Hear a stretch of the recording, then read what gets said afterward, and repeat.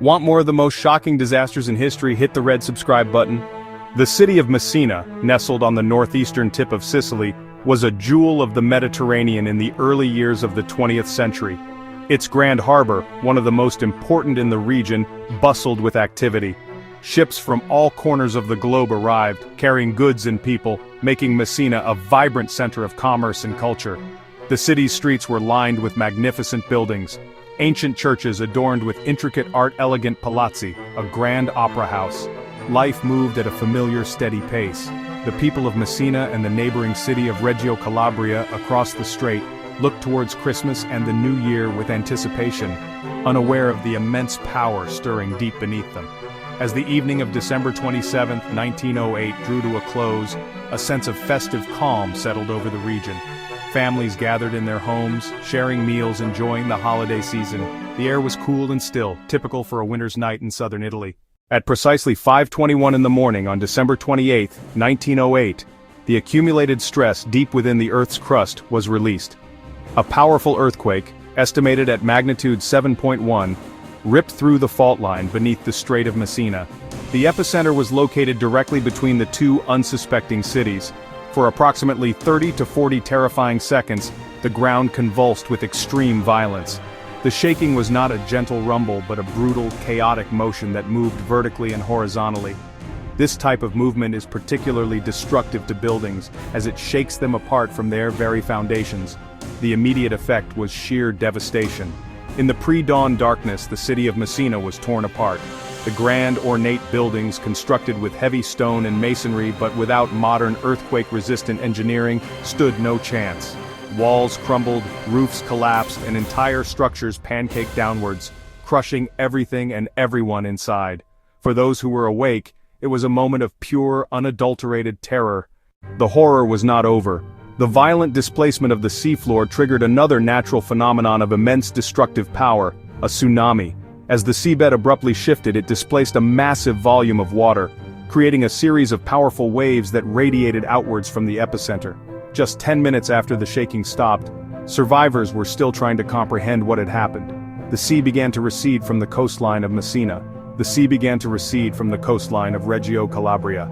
This strange and ominous sight, water pulling back to expose the seabed, was the final warning. The tsunami struck with merciless force. A wall of water, estimated to be up to 12 meters, nearly 40 feet, high. It crashed into the already devastated cities. The waves swept inland, surging through the waterfront areas, and into the low-lying parts of the cities. Anything and anyone that had survived the earthquake near the coast were now faced with this new onslaught. The tsunami picked up heavy debris from ruined buildings and turned it into projectiles. Boats in the harbor were smashed to pieces. Others were carried far inland amid the wreckage. The impact of the tsunami compounded the destruction in unimaginable ways. The series of waves, for a tsunami is rarely a single event, washed back and forth. Want more of the most shocking disasters in history? Hit the red subscribe button. As the sun rose on the morning of December 28th, it illuminated a scene of almost total annihilation. Where the proud and beautiful city of Messina had once stood, there was now only a vast, silent field of rubble. It is estimated that over 90% of the city's buildings were completely destroyed or damaged beyond repair. Historic churches, government buildings, hotels, thousands of homes. The city's famous crescent-shaped waterfront, the Palazzata, was gone. The landscape was unrecognizable, a gray, dusty wasteland shrouded in smoke from the fires that continued to burn unchecked. The human cost was staggering and honestly just difficult to comprehend. Out of a population of about 150,000 people in Messina, between 75,000 and 82,000 lost their lives. In Reggio Calabria, another 15,000 people perished. The total death toll is estimated at around 100,000.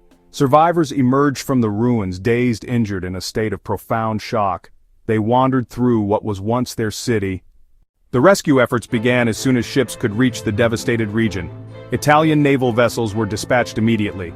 The first international help came from Russian Navy ships, and British Navy ships also arrived.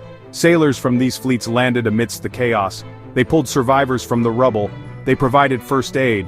They distributed what supplies they had. Their prompt, disciplined action saved many lives in those first hours and days. Soon, ships from other nations arrived: United States, Germany, France. It was one of the first major international humanitarian responses of the 20th century. Rebuilding Messina was long and arduous.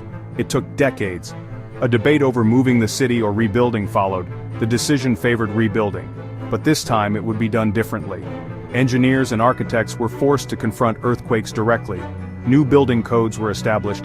Among Europe's first anti-seismic regulations, the new city was designed with wider streets and required reinforced concrete frames to better withstand shaking. The 1908 Messina earthquake is a pivotal moment in seismology and disaster management, and it highlighted the absolute necessity of earthquake-resistant construction.